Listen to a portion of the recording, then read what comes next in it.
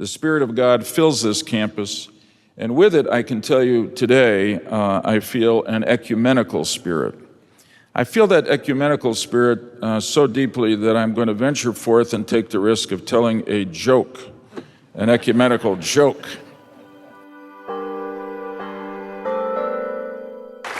Thank you.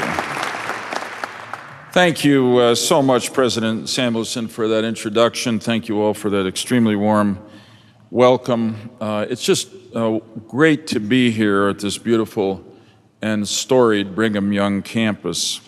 I must say, Mr. President, that in listening to your introduction, which was very generous, I thought back a few years ago to an occasion in Washington, D.C., where the former Secretary of State, Henry Kissinger, was the keynote speaker.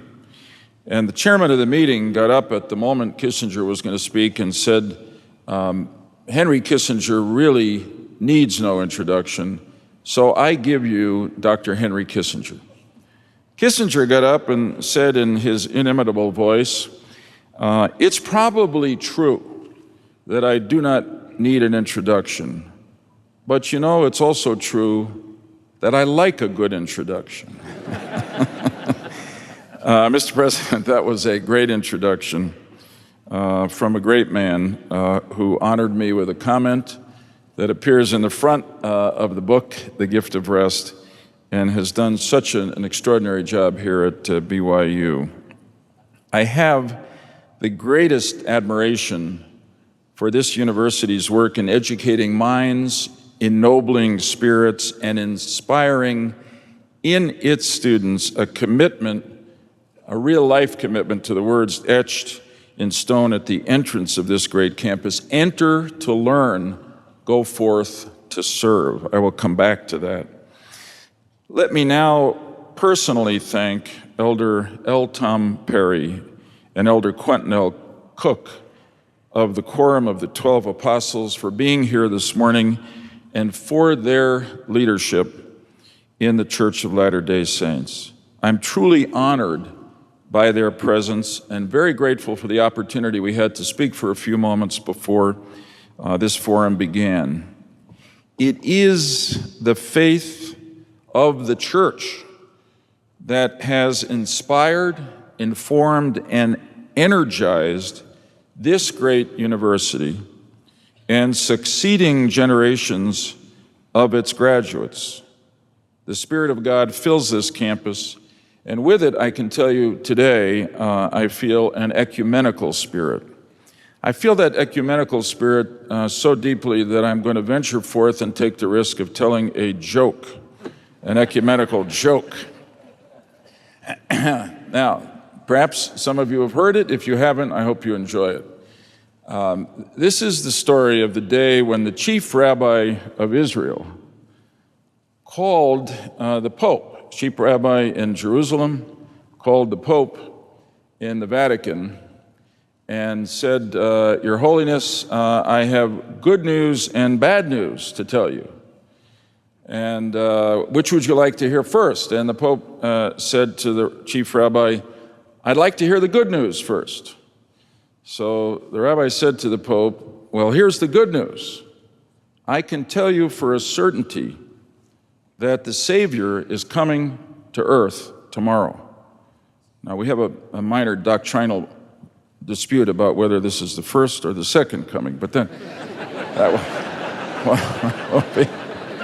we'll be able to handle that. So the Pope said, that is not just good news, that's the greatest news. That's the news that we've all been waiting to hear. What possibly could be the bad news? Well, the chief rabbi said, apparently he's going to Salt Lake City.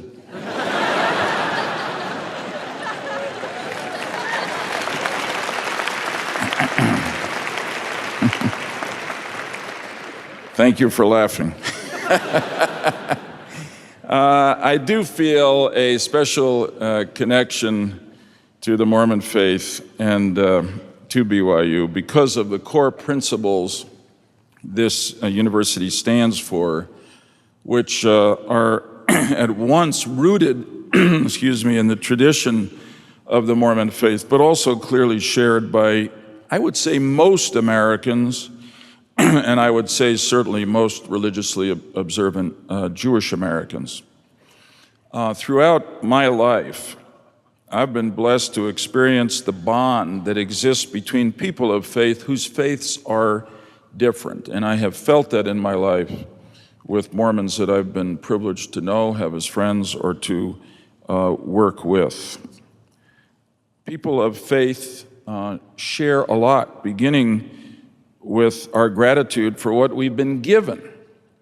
First and foremost, our lives. We believe in what both the Bible and the Declaration of Independence tells us, that, as the Bible, of course, makes clear, we are not here by accident, but because of a divine, godly act of creation. And as the Declaration, written by men of faith, tells us, every one of us is a child of God. And as such, each and every one of us has inalienable rights by birth to life, liberty, and the pursuit of happiness. We believe that each of us with those rights also has responsibilities that are articulated in our faiths. And each of us has a destiny, and that this great nation of ours itself has a destiny. That's why I'm so pleased that you have asked me this morning to speak about faith in the public square, faith in the American public square. It is a subject that I've thought about a lot, written about a little bit, and lived a lot in what I think is a classically and wonderfully American way. My Jewish faith is central to my life. I was raised in a religiously observant family, given to me by my parents and formed by my rabbis. My faith has provided me with a foundation, an order, a sense of purpose in my life. It has much to do with the way I strive to navigate in a constructive way through every day, both personally and professionally, in ways that are large and small. One of the central observances of my faith, and also, of course, of the Mormon faith, is the observance of the Sabbath. To remember the Sabbath day, as the commandment says, to keep it holy. As President Samuelson has been kind enough to say, my observance of the Sabbath is the subject of this book I've written called The Gift of Rest, Rediscovering the Beauty of the Sabbath. Now, I know that some people have asked, why would a United States Senator write a book about a religious subject like the Sabbath? It's a good question. It's very different than anything I've ever written, and I think while people in Connecticut certainly know that I'm Sabbath observant, and perhaps people around the country, because of my vice presidential campaign in 2000, also know that I'm Sabbath observant, I never really was asked to talk a lot more than that about it. I think people probably know what I don't do from Friday night sundown to Saturday night sundown, which is I don't work unless there's an emergency of some kind. But they don't know what I do. And so I decided to write this book to try to share what I call the gift of Sabbath rest. And it is interesting that the Sabbath is observed by all of us as the result of a commandment in the Bible that God gave to Moses. But I know that many of you who observe the Sabbath, as I and my family, though it started as a directive, if you will, we experience it as a gift. In the Talmud, a rabbi of centuries and centuries ago imagines a conversation between God and Moses in which God says, Moses, in my storehouse, I have a very special gift for you. It is called the Sabbath. And I decided to write this book because I think Sabbath observance has diminished in our country over the course of my life, and the country has lost as a result of that. I also believe, though, this day, this institution is thousands of years old, it is probably more relevant and necessary today than ever before. And not just in a religious sense, but really in the quality of life sense, because we're all working so hard. And we never get away from work because we can, unless we choose to, because we always have our cell phone, our BlackBerry, our iPad, our iPhone, whatever, with us. So I hoped in bringing, this book is really an attempt to invite the reader to come with my wife, my family, and me through a typical Sabbath day observed according to a traditional Jewish practice, but I'm writing this book, well, in part for Jews who may not be observing Sabbath as much as I would like, but really for people of all faiths, and in some sense for people of no particular faith, hoping that they will decide to accept the gift in whole or in part and bring it into their lives. My Sabbath observance at different times in my career has, of course, intersected with my political life and governmental responsibility, because it's different than the rules that most people live by. So when I first ran for office way back in the 1970s, and I was lucky enough to become a state senator in Connecticut, when people would, I made an early decision that I would never be involved in politics on the Sabbath. If I held an office that had governmental responsibility that I couldn't delegate, such as voting as a senator or going to a meeting about a national security crisis, I would do that because I was instructed by my rabbis that when life intersects with religious law, life has to triumph, particularly on the Sabbath, which after all is a day in which we are honoring God's creation of life, and how inconsistent it would be if one has the opportunity to protect life, protect security, to not do that in observance of a religious law that's meant to commemorate the Sabbath. So early on, when I was a state senator and people would ask me to a political event on the Sabbath or to a testimonial dinner, and I'd say no, sometimes they were puzzled. Other times they were just plain angry. And I would have to explain why. But I can tell you over time, as they realized I was giving these answers and saying I couldn't come as a matter of religious observance and belief, and that I was doing it consistently, they accepted it and respected it.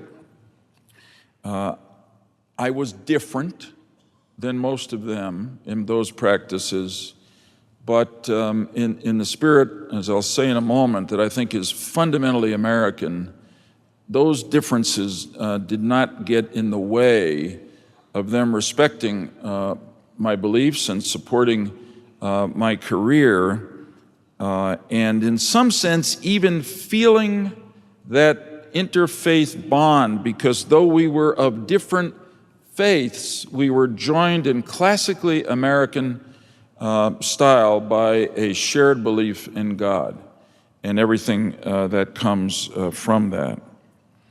So we are now at the start of a presidential campaign in which discussions and debates about the relationship between politics and religion, about the proper place of faith in the public square, have already begun to play a prominent role. These are not new questions. They are very old. They go back to the founders of our country who wrote the Declaration and later the Constitution. And the words of our founders are relevant because they remind us from the beginning of America that we have been a nation that has defined itself not so much by our geographical borders, as by our national values. And one of those values was and is a belief shared by most Americans that there is a God. Now, I know that may be controversial to some because though we have that belief, we respect the rights of those who don't share that belief. But the United States was, as the Declaration of Independence says, secured. The line is, in order to secure the rights that are mentioned in the first graph of our first document, the rights to life, liberty, and the pursuit of happiness, which are the endowment of our Creator, that the new nation, the United States of America, was being formed. I always like to say that the truth is that America has been, from the beginning, a faith-based initiative. And anybody who tries to separate faith from America's public square is doing something unnatural and ultimately bad for our country. Our founders were all men of a particular Christian disposition, mostly Protestant. And so you have to give them extraordinary credit that when it came to religion, the remarkable documents they wrote and embraced guaranteed religious freedom for everyone, not just people who shared their faith, prohibited the establishment of any one religion, that is, that there'd be an official religion, although they might have been tempted to do that, you might say, and still give others freedom of religion, but there'd be an official religion. No, they didn't do that, even though they were and are now Christians, a large majority in this country. They were remarkable people. The First Amendment of our Constitution that prohibits the establishment of an official religion ensures for every American the right to worship, or as I said, not to worship, as he or she chooses. I always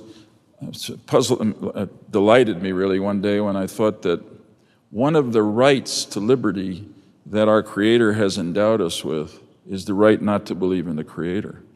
Now, that's not a right that many Americans exercise, but it's a measure of the breadth of the vision of the founders that it's so. In Article 6 of the Constitution of the United States, the founders did something else quite specific to guarantee this vision. They protected every American from religious discrimination in politics by prohibiting what they called religious tests for public office. The truth is that in many of the original colonies of the United States, there were laws saying that you had to be of a particular Christian denomination to run for public office. But the founders wanted to rise above that, quite remarkably. Succeeding generations have been inspired by this founding vision, and I think endeavored to make real its promise, the promise of what I call freedom of religion, not freedom from religion. Our unique constitutional history that I've just described created, in turn, a unique American public square in which there is no establishment of one religion, freedom of all religions, but there is the presence of religion in our public life. The greatest laws that are written, including our Constitution, are the ones that are so broadly accepted by the people of a nation as ours, that they become not just laws that one feels compelled to follow because they're in the law, but they become part of the fiber of the country. They become part of our national system of ethics. And I think so too is it with freedom of religion. Alexis de Tocqueville, the famous French student of America, noted the remarkable religiosity of Americans in his definitive account of the United States written in the 19th century. He wrote that there's no country that he had ever seen in which religion, I quote, retains greater influence over the souls of men, I would add now women too, than in America, end quote. And added that, quote, there can be no greater proof of its utility and its conformity to human nature then that its influence is powerfully felt over the most enlightened and free nation on earth, end of quote. I think that's still true today. I saw a recent independent public opinion poll that said that over 90% of Americans say they believe in God. I'm always encouraged to see how far ahead of politicians God is running in those polls. And the majority of Americans say that they regularly attend a house of worship. De Tocqueville also observed that though Americans were divided into many different religious sects, as he called them, they all, and I quote here, look upon their religion in the same light. He recognized that though Americans follow many different belief systems, there are universal values that unite us all. And that is a second consequence of our country's unique commitment to freedom of religion, but not freedom from religion.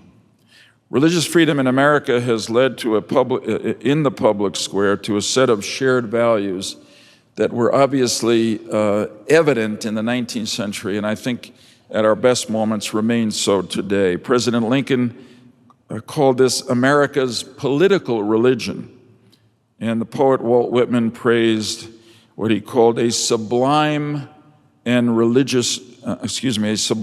serious religious democracy in America.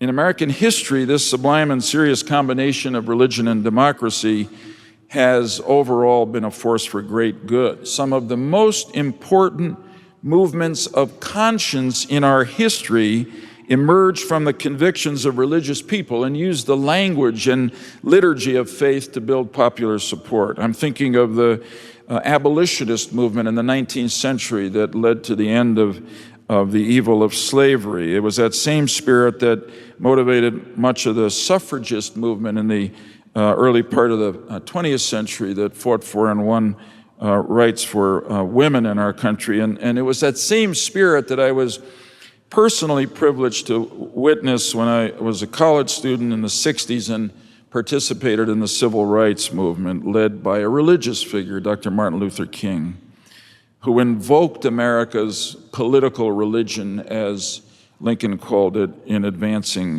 that noble cause. I myself was inspired to join that movement because of the values it represented, which were deeply rooted in my own faith and religious history, the values of equality, of service, of tolerance, and of respect for law. It was also, while I was at college, that another important barrier in America was broken. In the fall of my freshman year, a Roman Catholic, John F. Kennedy, was elected to the presidency of the United States for the first time in American history.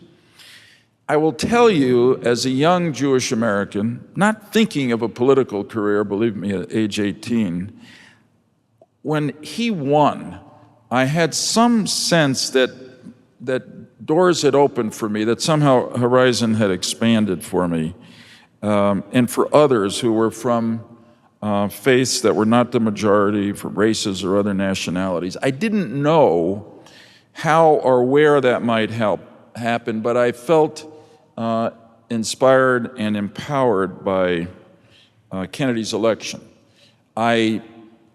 At that point, I certainly wasn't dreaming yet of being a senator, and I never could have imagined what happened to me in 2000. In 2000, then Vice President Gore gave me the privilege of being the first Jewish American to be nominated for national office when he asked me to be his vice presidential running mate.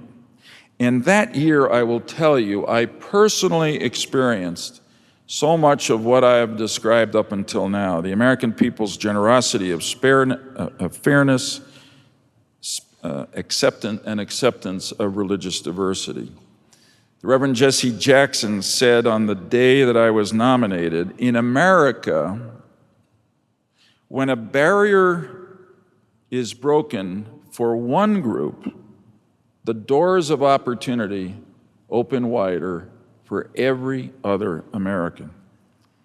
I felt that shared sense of progress throughout the campaign. I also felt free, as somebody noted recently, freer than Kennedy did in some ways, to talk about my religion and the central role of faith in my life. I write about all this in the book, but I want to just share a few anecdotes with you from it that make a larger point, I hope, about the constructive role of faith in America's public square. There was a Secret Service agent who traveled with me during that campaign. He had worked several national campaigns before, and he told me one day that he had never heard so many people saying to a candidate, "God bless you." Well, I thought about that, and I honestly think it's a reflection of Christian Americans saying to me in those magical words, "God bless you," we know you're a religious person. We know you don't have exactly the same religious faith or observance that we do, but we know we share a common history, and we're glad you're running. On another occasion, in a slightly more humorous way, I remember speaking to a rally of Latino Americans and seeing in the front row a woman who had created a poster which vividly expressed this sense of shared values and rising together that I'm speaking of now in two powerful words that I don't think ever appeared together before. And those two words were "Viva Chutzpah." That said it all. Now, in the end, the Gore Lieberman ticket actually received over 500,000 more votes than the Bush-Cheney ticket, something I enjoyed reminding President Bush and Vice President Cheney of very often. Now, believe me, thank you. Believe me, I do not cite these numbers to relitigate that small matter of Florida's electoral votes, but because I think, like sports, politics ultimately comes down to numbers. So I cite those 500,000 votes as the best, and really to me, and I hope everybody, inspiring evidence, unambiguous evidence that our ticket was judged on the basis of our qualifications and policies, and most definitely not on the basis of my religion. Because my religion is different, as I said before. And as I get to the next section of what I want to say, let me just describe some of the ways in which my religion is different. You know, there's a code, there are rules that rabbis created over the centuries to define some of the basic principles in the Torah, in the Hebrew Bible, in the Old Testament, which are not always, all the spaces are not always filled in. So for instance, we have pretty rigid rules for observant Jews about what we can eat and drink and when. We observant Jews, particularly women, have a dress code that they're supposed to follow. Probably not known by many people that there's even a prescription for Jewish men to wear a particular undergarment. Is this beginning to sound familiar?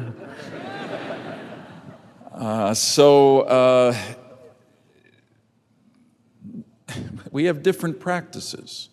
But the great thing that I experienced in 2000 was that those practices were set aside because of all we shared, but also because of our national ideals of religious freedom and no religious test for public office.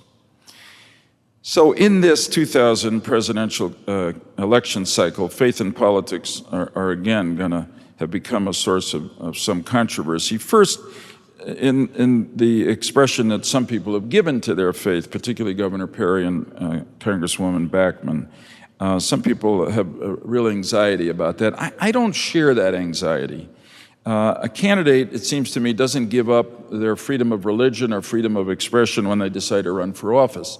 They have the right, if they choose to talk about the role that faith plays in their life, understanding that others, voters, have the right to decide based on those expressions whether that affects their view of those candidates. I will tell you personally that I always welcome the opportunity to hear about a candidate's faith and what it means to them, because I think it helps me understand them as people better.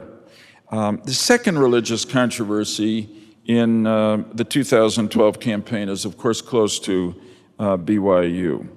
and it is that two members of the Church of Latter-day Saints are running for president, Governor Romney and Governor Huntsman. And one of them, Governor Romney, a distinguished graduate of this university, may well end up as the Republican nominee.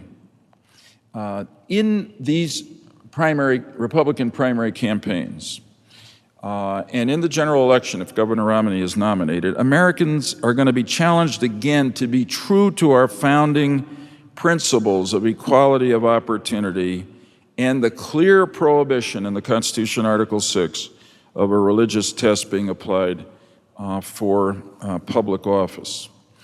In 1960, when Kennedy was running for president, there was still significant anti-Catholic prejudice in America. On the eve of the vote, he spoke about this, and his words remain quite relevant today. But I think this time more relevant to Governor Romney and Governor Huntsman, at least based on some of what I consider to be the prejudiced things that have been said about their faith and its relevance to this campaign. President Kennedy said in the 1960 campaign, and I quote, "If this election is decided on the basis that 40 million Americans who happen to be Catholic lost their chance of being president on the day they were baptized, then it is the whole nation that will be the loser. In the eyes of Catholics and non-Catholics around the world, in the eyes of history, and in the eyes of our own people." End quote. And of course, the same will be true if Americans judge Governor Romney or Governor Huntsman in the primaries or the general election based on their Mormon faith and not on their personal qualities and their ideals and ideas for office.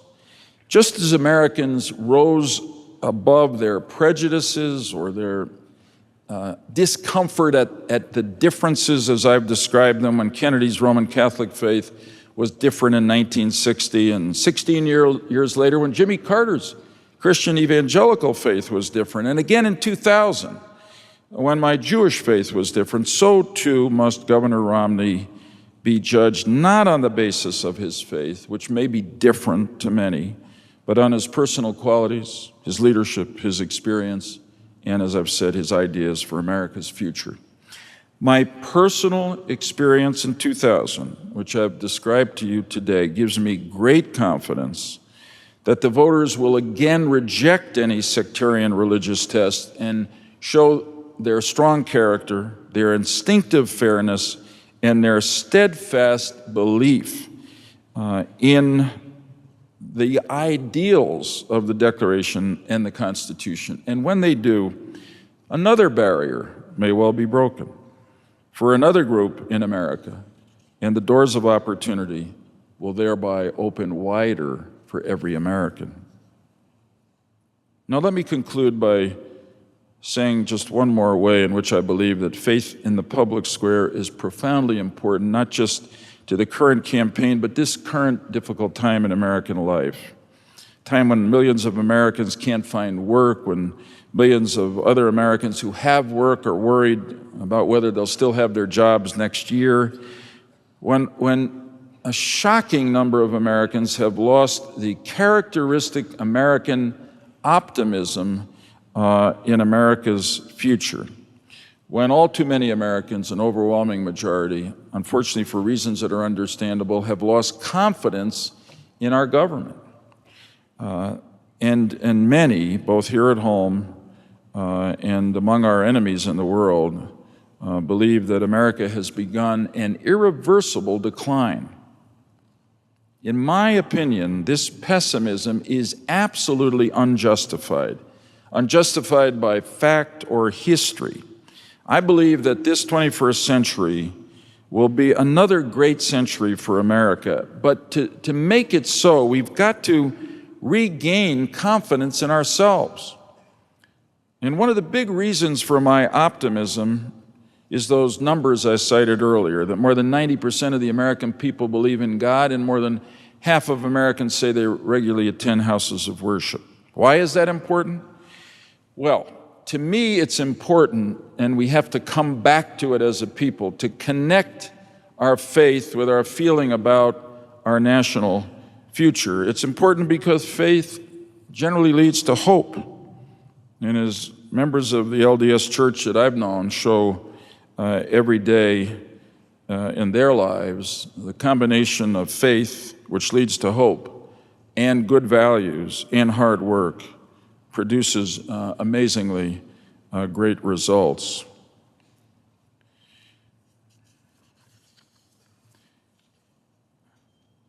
Faith in God, love of country, sense of unity, confidence in the power of every individual. These are the things that have carried the American people through crises greater than the ones we face today, and will, I'm sure, propel us forward to a better place if only we will return to those values and recognize them as a source of national strength. And I hope in some sense the presence of faith in the public square will let us do that. The greatest source of America's strength and hope for the future is not in the current divisive and rigid politics of Washington. It is in the broadly shared faith and values of the American people, and the reasons for unity and inspiration to service so many of us find in the varied houses of worship we attend in this country. We need America's faith and values to be brought to Washington. We come to Congress and to the White House, to the administration, as generally people of faith, and yet it seems to me when we get there we don't act as if those principles that I've just talked about guide our lives. I will say to you here in this great center, for a long, long time now, Brigham Young University has produced graduates who have understood all this and spread progress and growth throughout our country and indeed the world. And as the old poster used to say of Uncle Sam, your country needs you now and what you believe in more than ever. I'm confident that when you go forth from these gates, moved by your faith and enabled by the education you receive here, your work and your service will help make America not only better, but the more perfect union we have always aspired to be. I thank you from the bottom of my heart for this great honor and opportunity to be with you this morning, and I pray with you that God will bless us all and our great country now and into the future. Thank you very, very much.